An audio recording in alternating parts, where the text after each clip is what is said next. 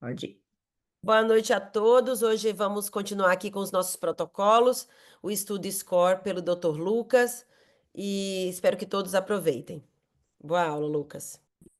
Obrigado, Tereza. Boa noite a todos. Meu nome é Lucas Brandão, sou fellow aqui do Regina Institutos do primeiro ano. E hoje eu vou apresentar o estudo SCORE, que é o Standard Care versus Corticoid for Retinal Vein Occlusion. A gente vai dar início às sessões dos tratamentos das oclusões venosas.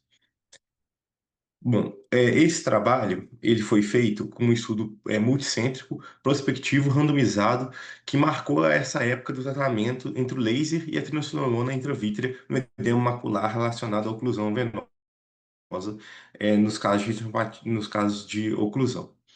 Ele foi um trabalho que contou com dois ensaios paralelos, em que foi administrado em três grupos, né? Um deles foi feito o tratamento padrão, que era o laser em grid, para os casos de edema macular relacionado à oclusão. O outro grupo foi realizado a triamcinolona intravítrea de 1 mg e o outro grupo a triamcinolona de 4 mg, sendo que esses pacientes foram acompanhados nos períodos de 4 meses, 8 meses, 12 meses, 24 meses e 36 meses. Foi feita uma randomização com blocos permutados e foi estratificado com base na acuidade visual dos pacientes. Esse follow-up ele mostrou o desfecho primário a princípio em 12 meses e depois a segurança nos demais análises. Foi feito leituras com OCT para avaliação da espessura retiniana e também fotografias da fundoscopia desses pacientes para acompanhamento. Ao todo foram 411 pacientes, sendo que os pacientes com oclusão foram inscritos um olho por paciente, em 75 centros. Os critérios de inclusão desses pacientes eram os pacientes que possuíam uma acuidade visual média de 20/80, segundo a TDRS, e um OCT com espessura de 523 micras. Vou abordar mais para frente os detalhes. Então, qual que era a intervenção padrão nesses casos? Era o laser em grid. E era feito nos casos que não existia uma hemorragia macular importante. Caso houvesse uma área hemorrágica grande, um hemovítrio, era observado esse paciente até clarear a hemorragia e depois feito o laser. Nesses casos, o laser é feito com um parâmetro de 50 a 100 micra, de 0,05 a 0,1 segundos, um laser leve, de 500 a 3.000 micra do centro foveal. E a triamcinolona, igual eu falei, era uma forma que foi utilizada sem preservativo, não dispersiva, da Trivales, 0,05 ml, numa técnica padronizada de injeção. E o retratamento foi feito a cada 4 meses, caso necessário, caso o paciente mantivesse o edema macular clinicamente contestado no OCT. A duração foi feito, esse trabalho foi publicado em 2009, mas ele foi elaborado, né, de 2004 até 2008. E essa visita de 12 meses foi completada pela maior parte dos pacientes, 91% dos pacientes atingiu esse acompanhamento e seguindo os mesmos pacientes até os 24 a 36 meses. E qual foi o objetivo primário dele? Foi um ganho de mais de 15 letras segundo a TDRS, aos 12 meses, no período total de acompanhamento. Aqui eu já deixei até um spoiler aqui mostrando os grupos que foram, o resultado desses grupos em relação à qualidade visual nos 4, 8, 12, 16, 20, 24 e 28 meses. A gente pode ver aqui, né, já dando um spoiler dos resultados, das conclusões, que esses grupos todos se mantiveram bem parecidos. Nós vamos abordar isso mais para frente. Então, assim, só falando um pouco de novo dos critérios de inclusão, foram esses pacientes com edema macular, que eram elegíveis a laser, e os critérios de exclusão foram pacientes que não entravam nesse protocolo ou que tinham contraindicações ao laser. 82% desses pacientes tinham um edema com duração menor de 6 meses, isso é importante falar, pois isso realmente interfere no resultado do tratamento e na acuidade visual final. E desses pacientes, o laser foram feitas 1,8 sessões até 12 meses, e 84% recebeu mais de um tratamento até os 12 meses. E a triamcinolona, em média, foram feitas 2,2 injeções de 1 miligrama e 2,1 injeções de 4 miligramas até os 12 meses. Então, quais foram os resultados dos desfechos? A gente viu que o ganho, né, que era o desfecho primário, que era 15 letras ou mais no DRS, 28% desses pacientes, 28,9% desses pacientes atingiu com laser, 25,6% com o triamcinolona 1 miligrama e 27,2% com 4 miligramas. Mas não houve uma diferença significativa entre esses pacientes. Então, a média de ganho de todos os grupos foi bem similar, né, e todos os braços tiveram um ganho, um resultado final muito semelhante com 12 meses. E o desfecho secundário foi a redução da espessura em relação ao OCT. Né? A gente observou que nesses pacientes, os que receberam a injeção de 4 miligramas, teve uma maior redução até os 4 meses, mas no acompanhamento dos 12 meses, todos os grupos foram semelhantes, e uma tendência melhor na mediana em relação ao grupo do laser. Em relação ao OCT e à acuidade visual, esses pacientes, né, alguns deles tinham áreas de não perfusão de maior que 10 discos de não perfusão, mais ou menos 15%. E a gente sabe que esses casos de oclusão em que a gente tem uma área de não perfusão maior são casos mais graves de prognóstico mais reservado. Mas mesmo assim, foi semelhante entre esses grupos.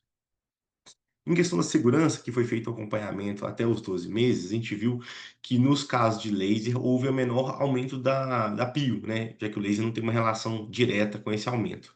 Mas os pacientes que receberam a injeção de 4 miligramas, 41% deles teve um aumento significativo da PIO. Então a gente viu que assim, o 4 miligramas, ele tem uma redução maior da espessura central em menor tempo, com 4 meses, mas tem maiores complicações. Então a gente vê aí que talvez o 1 miligrama teve melhores resultados considerando esse aspecto.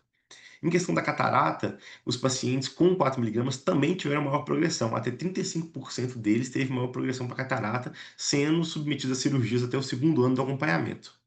Em questão de endoftalmite, não foi significativamente relevante, mas teve um caso no grupo do 4 miligramas, né? Mas teve uma boa recuperação visual com a intervenção feita de forma precoce. Em questão de eventos sistêmicos, todos os grupos tiveram variações dentro do padrão. Então, o que eu quero finalizar desse trabalho é que assim, o tratamento, né, do grid, nesse caso, nesse estudo, tanto o laser quanto a injeção de 1 miligrama e 4 miligramas teve resultado não superior ao laser, ou seja, foram bem semelhantes nesse acompanhamento de 12 meses. O 4 miligramas tem um efeito melhor e precoce, mas tem maior risco de complicações, apesar de que o resultado aos 12 meses foi bem semelhante de todos eles. Em questão de eventos adversos, a gente viu que quanto maior a dose do esteroide, maior a chance de elevação de pio e de catarata, ou seja, maior as complicações. Então, assim, só resumindo, não houve superioridade da triamcinolona nesses casos sobre o laser, sobre o grid, com piores eventos com 4 miligramas. E o que eu queria colocar aqui para finalizar é que esse trabalho teve algumas limitações, que a gente pode considerar como o tamanho amostral, a duração, que foi 12 meses, sendo a segurança até os 24 meses, que provou seguro, né, nessa intervenção, mas poderia ter sido acompanhado por mais tempo, e não foi utilizado outras formulações da triamcinolona, que poderia ter sido explorado em caso desse trabalho, né, com formas de duração prolongada ou outras formas de abordagem. É basicamente isso, esse estudo SCORE é um estudo bem interessante, ainda dita algumas condutas da nossa prática clínica e qualquer coisa eu estou à disposição para tirar dúvidas. Obrigado. Parabéns, Lucas.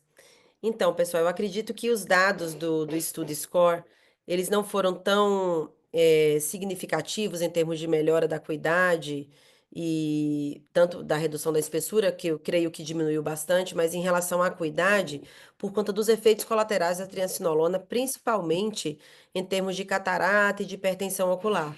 Então, quando comparado ao laser, ela não mostrou um efeito de superioridade. Então, o laser, naquela época, ainda continuava sendo, antes do advento do VEGF, uma primeira opção terapêutica. Então, hoje, a gente vê mais o laser como uma terapia de resgate ao início, né, aí do tratamento com agentes antiangiogênicos.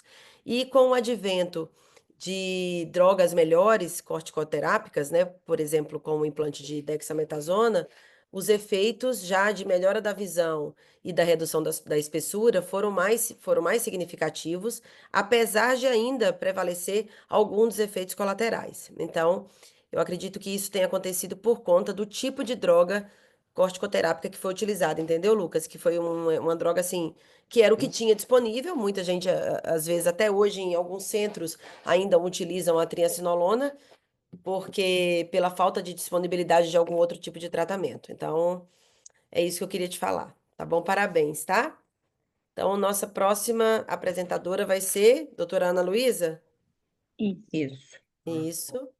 Ela vai abordar agora o próximo protocolo, Estudo Copérnicos. Isso. Isso. Boa noite, gente. Eu sou fellow do segundo ano. Eu vou trazer para vocês hoje o estudo Copérnicos e o Galileu.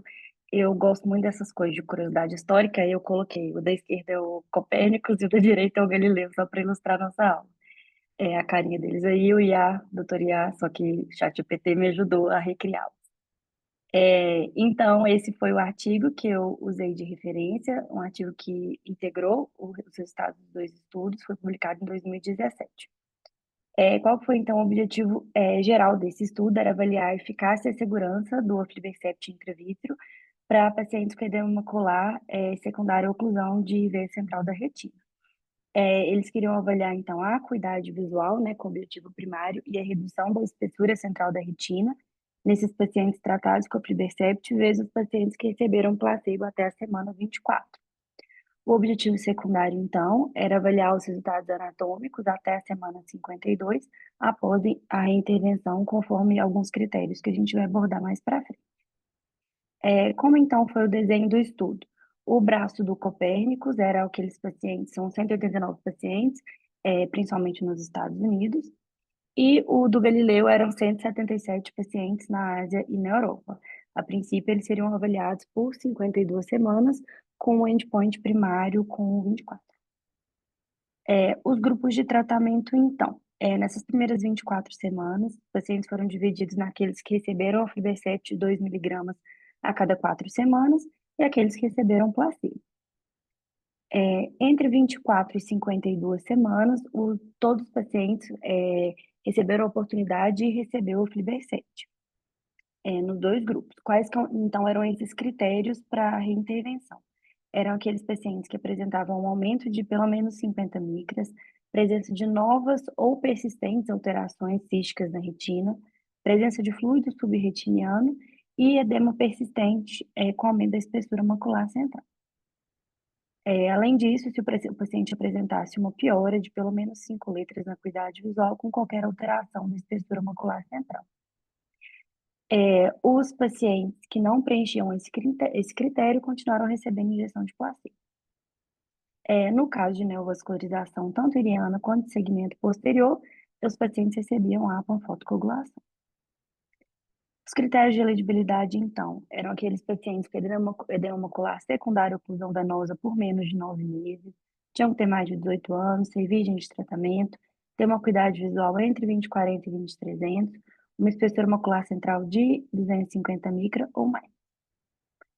Exclusão é aqueles de sempre, né? Qualquer paciente que tinha uma comorbidade ocular que pudesse ser um fator de confusão, glaucoma não controlado, neovascularização iriana, tratamento prévio, e cirurgias oculares. E um quadro bilateral também foi excluído.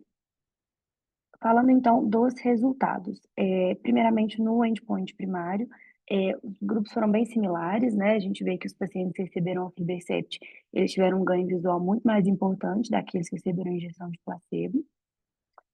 Assim como aqueles pacientes que ganharam 15 ou mais letras, a gente vê que a média é cerca de 60% dos pacientes, contra 10% no caso do Copérnicos e 20% no caso dos pacientes Galileu.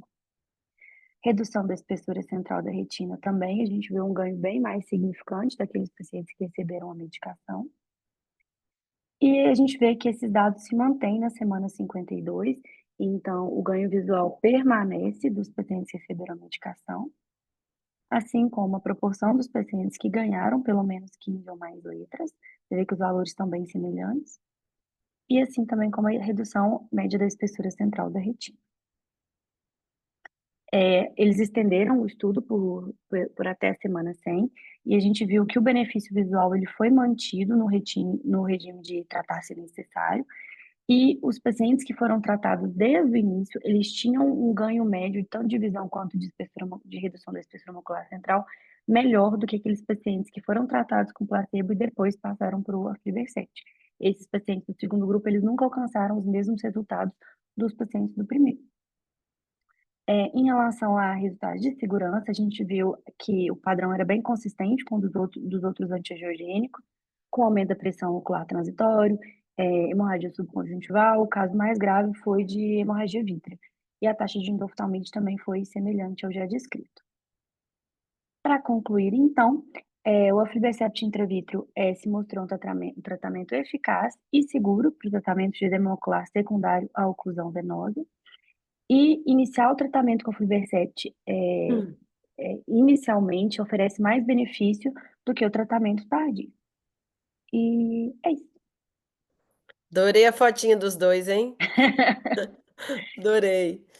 Bem, Aninha. Então, gente, a gente sempre fala muito dos protocolos de edema macular diabético, de DMRI, e às vezes a gente esquece os nominhos dos protocolos de agentes antiangiogênicos para oclusões. Então, esse estudo, do Copérnicos e Galileu, ele consagrou o aflibercept para o tratamento do edema macular das oclusões venosas. Então, foi o trabalho de start aí, para o uso do aflibercept nessa enfermidade. Então, você vê que na semana 24, com 6 meses do estudo, ele já mostrou superioridade em relação ao grupo placebo, e resultado que também se confirma com 1 ano de seguimento. Então, dependendo do nível, né, de oclusão, porque a oclusão, gente, uma vez que essa oclusão é uma oclusão devastadora, com um edema muito importante, é um paciente que você vai seguir aí por muito tempo, tá? Então, esse edema volta, é um caso mais difícil de ser tratado, vai depender de vários biomarcadores que o paciente possa apresentar, desde o baseline. Então, isso é algo que a gente sempre fala nisso, né? Um paciente com oclusão, é melhor um paciente, às vezes, Posso diabético falar? controlado do que um paciente com edema macular de uma oclusão que tem biomarcadores ruins de serem tratados, tá? Mas o antiangiogênico ainda, graças a Deus, é uma escolha muito boa para o tratamento desses edemas, tá bom? Então, ótimo, Aninha, parabéns. Vamos passar aí para a nossa próxima aula. Agora vai ser a doutora Caroline, Caroline. com o estudo Conrad. Conrad C, é que ela vai dar? É, o Isso. Conrad C mesmo.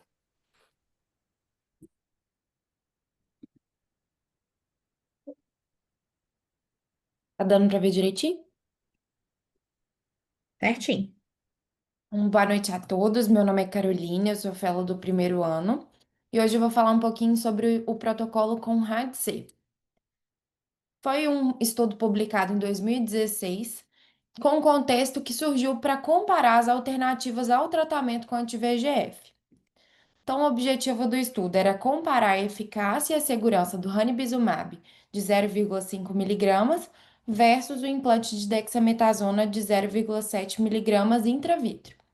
De desfecho primário, foram avaliados o ganho de acuidade visual, e o desfecho secundário foram avaliados a espessura macular central, a OCT, o número de retratamentos e o perfil de segurança. De metodologia, então, foi um estudo randomizado, multicêntrico e prospectivo.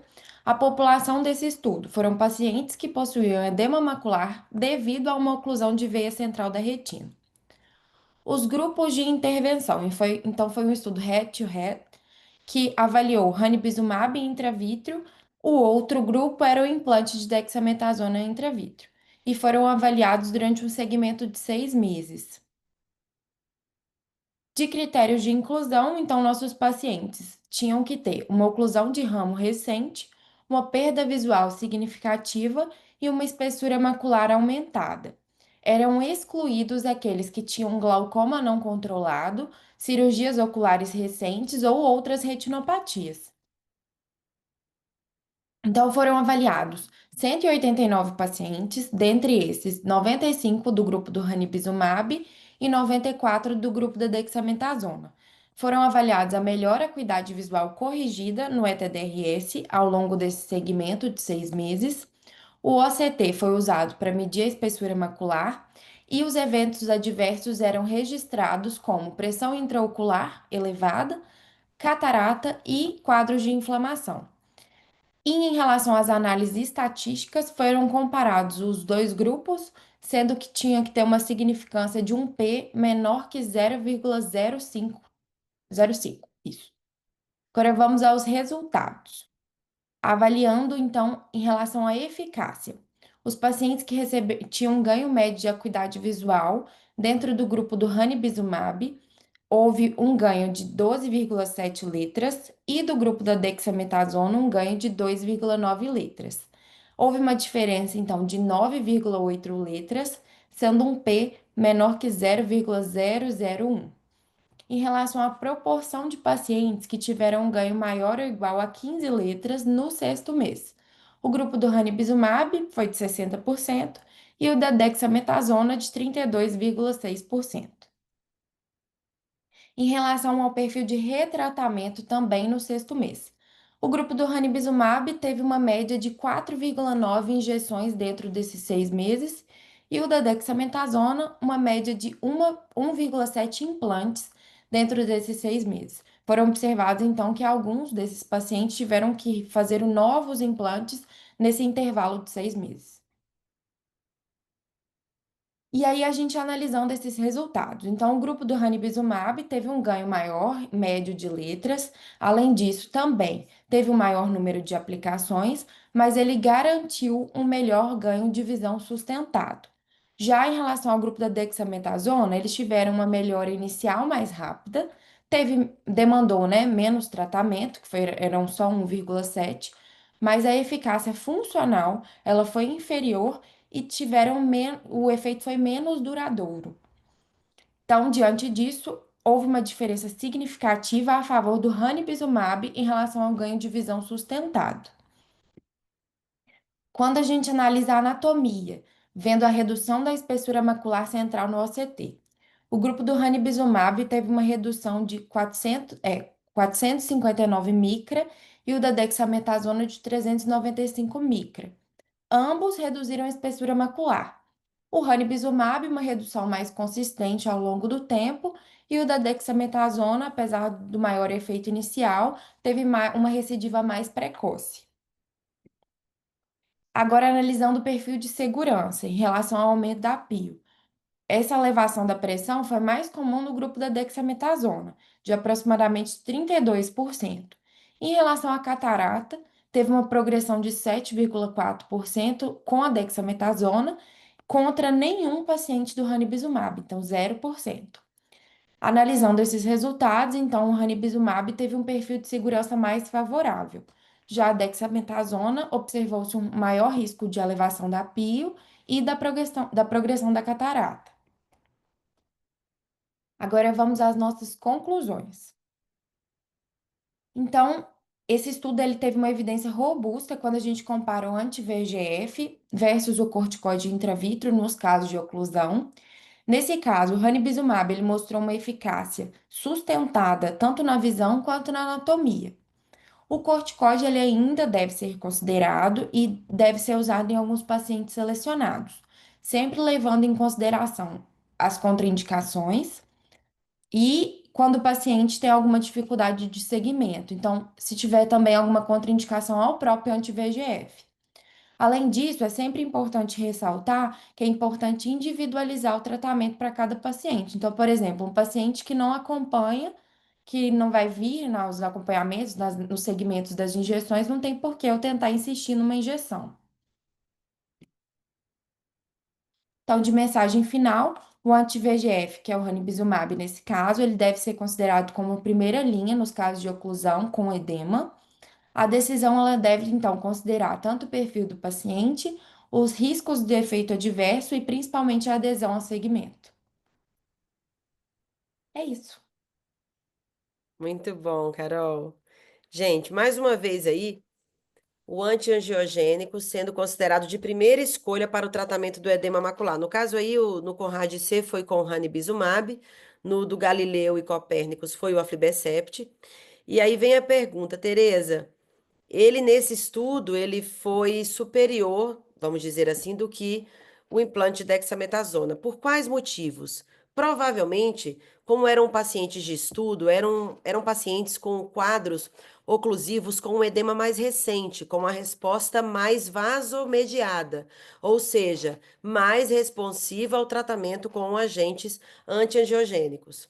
Pode ser que com o tempo caso tivesse feito esse estudo mais de longo prazo, com edemas mais crônicos, por exemplo, talvez a resposta do tratamento com agentes anti-inflamatórios, como o implante de Ozurdex, pudesse ser até um pouco, a resposta pudesse ter sido até diferente, com melhor, às vezes, dividindo-se os pacientes no grupo dos pseudofácicos, uma melhora, às vezes, até equivalente, como a gente viu no protocolo I. O protocolo I, que foi um estudo com ranibizumab para edema macular diabético, quando eles subdividiram os pacientes pseudofácicos, aqueles que fizeram uso, naquela época, de triancinolona, o efeito na redução da espessura e da acuidade do grupo pseudofácico que usava triancinolona ou ranibizumab foi semelhante. Então, a gente não teve essa subdivisão aí no CONRAD-C. Eles analisaram estritamente ali o grupo da Dexa, o grupo do ranibizumab, e viram que o desfecho foi melhor para o grupo do uso do antiangiogênico. Talvez por não ter sido selecionado esse tipo de edema mais crônico, tá? Fortalecendo assim o uso do antiangiogênico como primeira escolha. E no dia a dia nosso, quando a gente está diante de um paciente com quadro oclusivo, a gente realmente, de primeira abordagem, a gente pensa nos agentes antiangiogênicos. O que tiver disponível na mão, seja o Beva, seja o Rani, seja o aflibercept, ou mais recentemente a Elia 8 mg, faricimab, né? Em breve aí teremos estudos balizando o uso dessas duas últimas drogas. Mas a gente primeiro passa pelo uso do antiangiogênico para depois pensar num switch de medicação. Após aí, geralmente eu faço 3 aplicações nos quadros de oclusões, e a partir da terceira não melhorou, aquele paciente tendo um quadro mais crônico com biomarcadores, sim, eu vou para o implante de dexametasona, após 3 aplicações, tá? Às vezes no diabético não, eu espero às vezes de 3 a 6, mas depois eu faço o switch, mas nos quadros de oclusão, geralmente eu faço um switch mais precoce. Alguma consideração, Giovana? Não, é isso mesmo. E a gente levar isso para o dia a dia, né? O que tiver, principalmente o que você falou, o que tiver acesso. Então a gente só Isso. vê nos estudos que tem respaldo para todos os tratamentos, né? É saber individualizar, principalmente nesses casos, igual você falou, no estudo não teve, mas a gente tem o senso crítico do Sim. pseudofásico, do glaucomatoso. Então, para poder decidir embasado nisso também. Inclusive nas contraindicações, como a Carol falou aí. Paciente que teve um AVC recente, um IAM, tenta perguntar isso aí, porque a gente vai ter que fazer o uso da corticoterapia, tá? Seja que tiver, ou a triancinolona ou o implante de dexametasona. Então vamos para o nosso último apresentador da noite, Dr. Júlio Andrade, com o último protocolo de hoje, que é o BVOS. Peraí. Boa noite, deixa eu só um minutinho compartilhar aqui. Tá dando pra ver a tela aí? Pode ir, tranquilo. Sim, Então vamos lá. Então, o estudo que eu vou falar hoje é um estudo mais antigo, né, comparado com os meninos falaram aí, que é o BVOS. E o BVOS é um estudo que ele teve o objetivo de avaliar se a fotocoagulação com laser de argônio iria melhorar a acuidade visual em pacientes com oclusão de ramo venoso e que tinham a presença de edema macular. A gente sabe que a fotocoagulação nessa época era o tratamento principal aí, principalmente também para retinopatia diabética com edema macular. E a segunda causa mais comum de patologias vasculares que causam o edema macular é a oclusão de veias. Então, por isso que foi optado por também fazer esse estudo para ver se realmente o laser iria funcionar nesses pacientes. E como foi o desenho do estudo? Ele foi um ensaio clínico multicêntrico randomizado, controlado, com 139 olhos estudados. Os objetivos desse estudo era avaliar a melhora da acuidade visual, investigar a taxa de complicações associadas ao laser e avaliar a influência tanto da pressão arterial, que a gente sabe que é a causa muito relacionada nesses pacientes com oclusão venosa, e também o tempo desde que esses pacientes realizavam o tratamento, se esse tempo ele tinha alguma influência no resultado final e no prognóstico do paciente.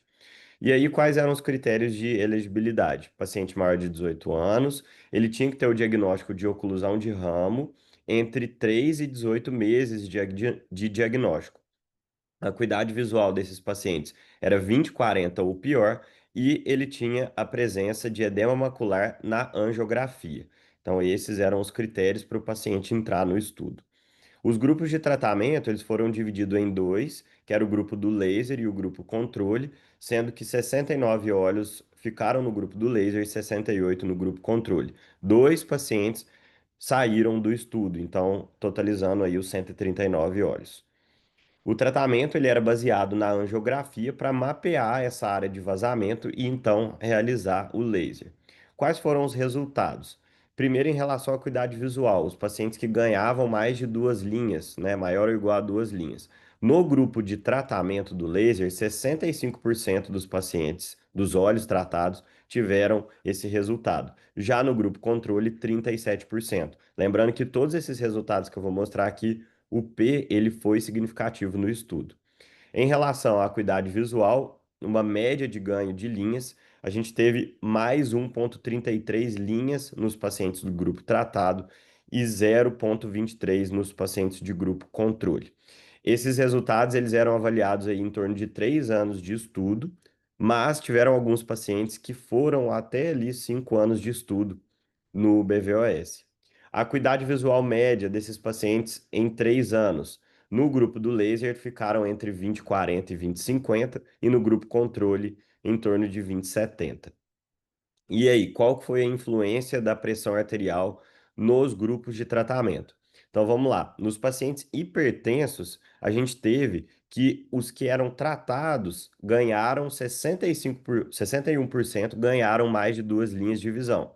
Já no grupo controle, apenas 15%. E olha que interessante, nos pacientes que tinham oclusão, mas não tinham hipertensão, essa diferença ela era menor. Então, nos grupos de tratamento, 68% ganhavam mais de 2 linhas e 50% no grupo controle ganhava 2 linhas. Então, a gente vê a diferença da importância do laser, principalmente nos pacientes que tinham hipertensão. Já a influência do tempo, como eu falei anteriormente, no estudo, os pacientes que entraram com menos de 12 meses após o diagnóstico, 70% deles que trataram ganharam mais de 2 linhas. Já nos pacientes que entraram depois, somente 32% tiveram esse resultado. E aí também entra a conclusão da importância do paciente tratar quanto antes, né, do diagnóstico. Sobre os eventos adversos, teve um médico que relatou uma lesão na bru quando ele realizou o laser, mas nada que gerou problemas para o paciente, mas nenhum efeito adverso. Sobre a discussão, então, o que que a gente consegue avaliar? Que a gente tem uma evidência robusta do benefício funcional do laser nessa população estudada de oclusão de ramo, não foi estudado o impacto em pacientes com acuidade visual melhor que 20/40, e isso vai entrar ali como um viés. O potencial benefício, ele foi claramente nos pacientes tratados, mas isso não deixa de falar que a gente tem que tratar também os pacientes, claro, que não têm hipertensão. O baixo índice de complicações sugere essa segurança do procedimento. Como eu falei, limitação o estudo não incluiu pacientes com acuidade visual melhor que 20/40 e o segmento ele foi limitado. Somente 41 olhos chegaram ali em torno de 4 a 5 anos de estudo. Mas, ao meu ver, é um tempo bem, assim, apesar da patologia durar, né, a gente tem que acompanhar, como já citou aí, por muito tempo esses pacientes, foi um estudo que avaliou os pacientes por bastante tempo. E o que que a gente tem de implicação prática? Que a gente tem que considerar o tratamento desses pacientes, mesmo nos casos com mais de um ano de oclusão, porque mesmo assim funciona para tratar o edema macular. E a gente conclui que a segurança do procedimento é consistente e a gente tem que sim usar a fotocoagulação com laser para melhorar a acuidade visual desses pacientes que têm oclusão e edema macular. E é isso. Muito obrigado. Maravilha, Júlio. Você viu aí, Júlio, que ano que foi esse protocolo? Sim, 1984. Pois é, gente, era o que a gente tinha, né? Então, o laser, é, todos babies aqui, mal nascidos, né? Que eu acho que nem os fellows tinham nascido nessa época, né, gente? Eu acho. Tinha OCT já? Quando? Eu não sei quando. Não, Porque 1900, quanto que você falou aí? 84. Não, não. Era tudo Porque eu achei baseado na. interessante que a avaliação do edema era feita com a geografia, né? Diferente de todos os estudos que a gente falou de Isso, review pra tudo foi frente. evoluindo. É. Então, assim, o laser era o que tinha, e graças a Deus, e muitos pacientes melhoravam com o laser bem feito, né? Então, os que não melhoravam era porque falta ainda de oportunidades futuras, né? Igual a gente tem hoje aí, esse arsenal aí de tantos medicamentos para nós, graças a Deus. Então, para você ver, olha o tanto que a gente evoluiu, né, gente? Então, a gente utiliza ainda o laser mais como uma terapia de resgate nos pacientes com quadros de oclusão, ou então em áreas isquêmicas que a gente vai acompanhando, que dá neovaso, ou que tem risco de glaucoma neovascular. Então, o laser, ele ficou meio que de escape para algumas complicações, né? Então, para você ver o tanto que a medicina evolui, graças a Deus, né? Mas foi muito bom, tá? Ver esse retrospecto e o que chegamos hoje, né? O que a gente passou no passado e o que a gente tem hoje para oferecer para os nossos pacientes. Queria ver se alguém tem algum comentário, alguma pergunta. Todos foram bem explicadinhos, né? Os meninos esmiuçam bem os protocolos, ficamos até, né, Giovana, Bem sem tranquilo. sem perguntas assim de eu que gosto de falar mesmo, mas ficamos aí sem nem questionamentos, mas que bom. É, muito Parabéns aos claro. 4. Encontro vocês 4 amanhã na nossa prova, hein? Dicas? Tudo certo, igual a gente comentou semana passada, tá? Fiz revisão com vocês já. Tudo Então tá bonitinho, bom. né, Siga o Marinês? Boa coração. sorte, galera. Vocês vão Todo mundo arrasar, viu tenho as certeza. provinhas, todo mundo estudando. Arrasem. Tem Boa recuperação? Sucesso prova para todo mundo. absoluto Tem já. não, Que recuperação não. recuperação, menino? Nada de Recuperação? É óculos bomba IA. mesmo, não tem recuperação, não. Eles Eu não vão acho que eu ficar vou perto. Segunda fazer. Eu e a Ana chamada. vamos tirar nota ruim pra gente ficar mais um ano por aqui. Né? Tá Tá tudo bom, tá bom. combinado, Não, o gente, tá plano é bem esse. tranquilo. Todo mundo aqui no grupo viu a prova. Tá bem tranquilo, vão Tá de tranquilo, boa, galera. tá Tá de boa. A Marinês falou que no mínimo 80%. daí pra cima, pra O riba. Éder, já o Éder falou, nossa, Tereza, eu fiz aqui, tirei 9, eles vão tirar 95,10. Ó, Arrase. então tá, gente. Então, e aí a gente vai comentando aí mais coisas. Aí, dia 13 nosso curso presencial, né? Todo mundo escreveu aqui, nós aqui do Retiro Sim. Instituto. Tá gripada, Tê? Tô Sim. péssima, minha Faltando um filha. pessoal Ainda escrever. mais Não ainda arruma esqueçam, uma pessoal. reportagem dessa pra mim, pra minha Pois cabeça. é, que isso, Não. Tê? Que é isso? Não, Karma. não tô acreditando, sinceramente. Isso aí Não, é eu vou mandar arrasão. daqui, eu vou fazer um post essa semana sobre isso, porque imagina se isso cai. Eu sou uma pessoa, Você graças tem a que Deus, divulgar isso que tem uma agora. boa fama na praça, porque se eu fosse É. uma picareta, igual vários que existem no mercado, mas se eu fosse uma picareta de vender coisa igual aquela Tatiana Gebrael, sabe aquele povo picareta?